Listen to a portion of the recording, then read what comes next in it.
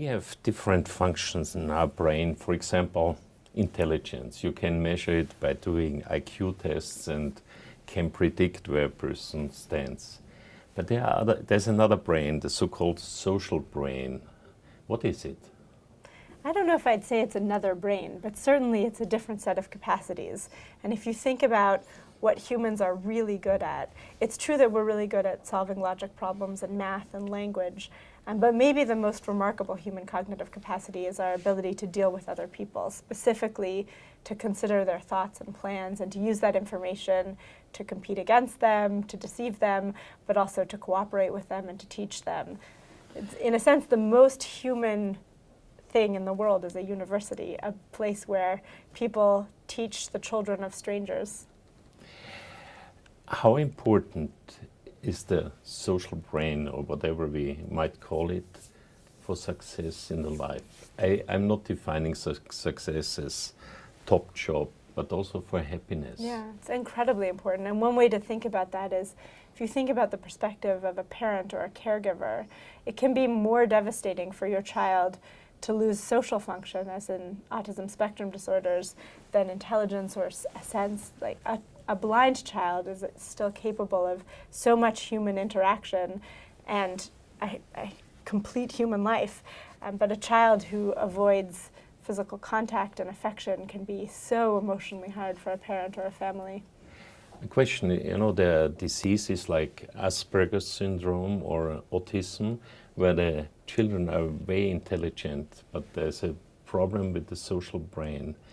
Have you studied this, or are you aware about literature on this? Yes, I have studied it a little bit. But again, I think that the one way to think of the impact of the social brain is to think about the impact of those disorders on the families. So as you say, those individuals can have remarkable capacities in non-social domains and can succeed in life sometimes through those non-social capacities. And where you see the most obvious consequences of the social deficits is on the experience of the parents and the families and the challenges of taking care of a child who doesn't seek emotional and physical relationships with other people. Is the emotional brain different in girls and boys, men and women? It seems to be. Autism is certainly much more common in boys than it is in girls, and the reason for that has been sought, although not determined. On most measures of social development, girls outscore boys for most of development, although we've never seen a neural measure that showed that feature. Can we measure emotions, intentions? Is there any technology to measure it? Well, so what I study is not the emotions and intentions themselves, but our capacity to think about other people's emotions and intentions. And yes, so functional MRI and other non-invasive neuroimaging technologies for the last 15 years have shown us that there are particular parts of our brains that we use for thinking about other people's experiences of emotions or plans and intentions. And in those brain regions encoded an incredibly rich and sophisticated representation of what's going on in somebody else's mind. Is it just the location which you find in the brain, or is it something else beyond? Well, nothing is ever just a location, but it turns out that information about other people's mental states is disproportionately concentrated in specific regions of the brain. And that feature that our brain, although it functions like a computer, it also organizes information spatially. That's a general feature of how cortex works.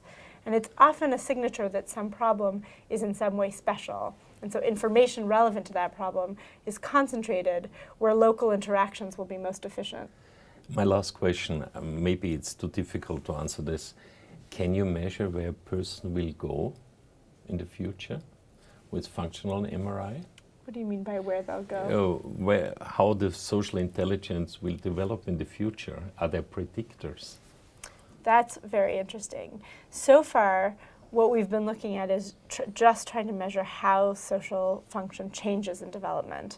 And then the next question for us is, are there things we can do? Can we teach you a social distinction or a new skill socially, and how will that affect your social brain?